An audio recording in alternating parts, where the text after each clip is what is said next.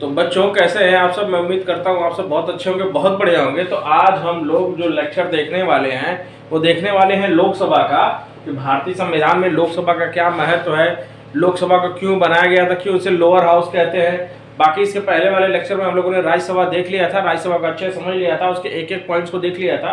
तो आज हम लोग लोकसभा स्टार्ट करेंगे। तो वीडियो को स्टार्ट करने से पहले सबसे पहले आप लोग सब्सक्राइब कर लीजिए, ताकि ऐसे लेक्चर आपको मिलता रहे और आपकी तैयारी मददगार साबित होता रहे। तो चलिए बच्चों, वीडियो को स्टार्ट करते हैं। लोकसभा का लेक्चर आज तो फर्स्ट पॉइंट जो देखते हैं वो क्या है कि लोकसभा की संरचना जो है वे किसमें कही गई है, अनुच्छेद 81 में कही गई। लोकसभा की संरचना के बारे में जो जिक्र हमें मिलता है भारतीय संविधान में देखने को, वो मिलता है अनुच्छेद 81 में, यानी 81 में। ठीक है ना।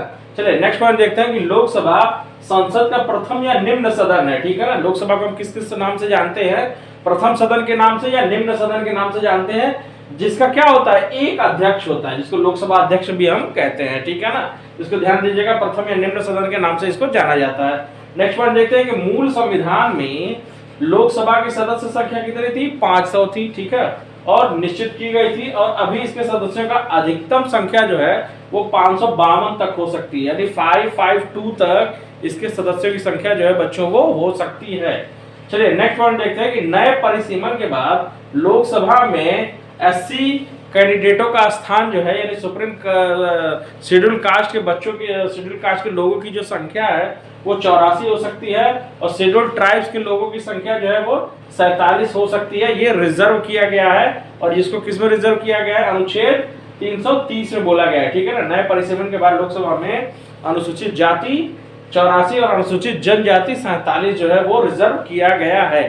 चलिए नेक्स्ट पॉइंट देखते हैं। 2001 ईस्वी में संसद द्वारा पारित 84वें संविधान संशोधन विधेयक के अनुसार लोकसभा एवं विधानसभाओं की सीटों की जो संख्या है वो 2026 ईस्वी तक यथावत बनी रहेगी। जो सीटों की संख्या है वो 2026 तक जस की तस बनी रहेगी, ना घटेगी ना बढ़ेगी। और इसके बाद अगर बढ़ाने की बात होगी तो 2026 के बाद उसको बढ़ाया जाएगा। ठीक है ना।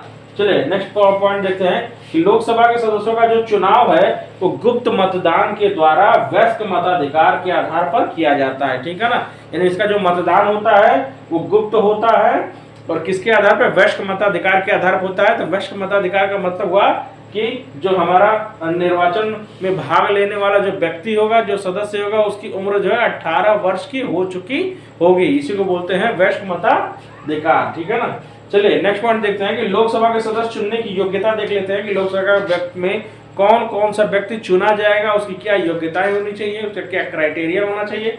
चलिए फर्स्ट पॉइंट देखते हैं कि वह जो है भारत का नागरिक होना चाहिए। लोकसभा का उम्मीदवार वह हो सकता है जो भारत का नागरिक हो। ठीक है।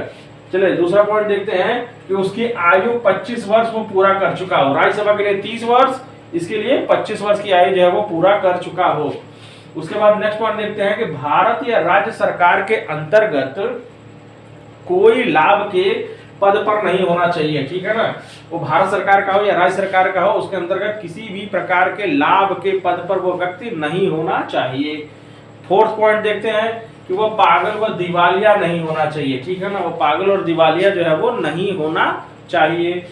चलिए कुछ पॉइंट्स और देख लेते हैं, इंपॉर्टेंट पॉइंट लोकसभा से रिलेटेड, कि लोकसभा का अधिकतम जो कार्यकाल होता है वो सामान्यतः 5 वर्ष का होता है। ठीक है ना। कितना होता है, सामान्यतः 5 वर्ष का होता है। और मंत्रिपरिषद जो होती है वो लोकसभा के प्रति क्या होती है, सामूहिक रूप से उत्तरदायी होती है। सामूहिक रूप से जो है लोकसभा के प्रति मंत्रिपरिषद जो होती है वो उत्तरदायी होती है। ठीक है ना।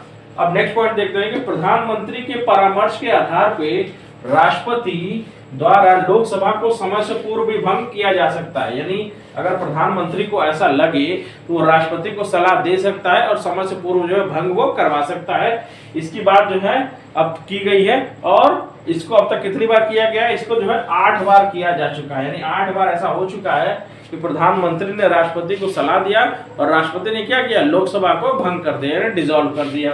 चलिए नेक्स्ट पॉइंट देखते हैं कि आपातकाल की घोषणा लागू होने के बाद विधि द्वारा संसद लोकसभा के कार्यकाल में वृद्धि कर सकती है। ठीक है। लेकिन कौन करेगा, संसद करेगा। संसद जो है लोकसभा के कार्यकाल में वृद्धि कर सकती है, जो एक बार में कितने वर्ष का होगा, 1 वर्ष का होगा। जो एक बार में 1 वर्ष का होगा। ठीक है ना। जो वृद्धि की जाएगी वो एक बार में 1 वर्ष का होगा, 1 वर्ष से अधिक का नहीं होगा। ठीक है। चलिए नेक्स्ट पॉइंट देखते हैं कि आपातकाल की समयावधि जब समाप्त होती है तो समाप्त होने के बाद उसका जो विस्तार है वो 6 महीने से अधिक नहीं होगा, ठीक है ना। वो जो है 6 महीने से अधिक जो है वो नहीं होगा किसी भी दशा में, ठीक है ना। किसी भी दशा में 6 महीने से अधिक वो कार्यकाल नहीं होगा, ठीक है ना, उसको ध्यान दीजिएगा। उसके बाद कह रहा है कि 1976 में लोकसभा का कार्यकाल जो है वो 2 बार 1-1 वर्ष करके लिए बढ़ाया गया था। कब बढ़ाया गया था? 1976 में, ठीक है ना, जब इमरजेंसी लागू की गई थी। तो 76 में लोकसभा का जो कार्यकाल था 2 बार 1-1 वर्ष करके बढ़ाया गया था। तो बच्चों ये लोकसभा का आज बेसिक सा लेक्चर हुआ, इससे बहुत सारे क्वेश्चन इसमें भी आते ही आते हैं, तो इसको आप देख लीजिएगा। तो वीडियो देखने के लिए बहुत बहुत धन्यवाद। जाने से पहले चैनल को सब्सक्राइब करके जाइए ताकि ऐसे लेक्चर आपको मिलता रहे, आपकी तैयारी मददगार साबित होता रहे। तो चलिए वीडियो देखने के लिए बहुत बहुत धन्यवाद। इसी के साथ नमस्कार।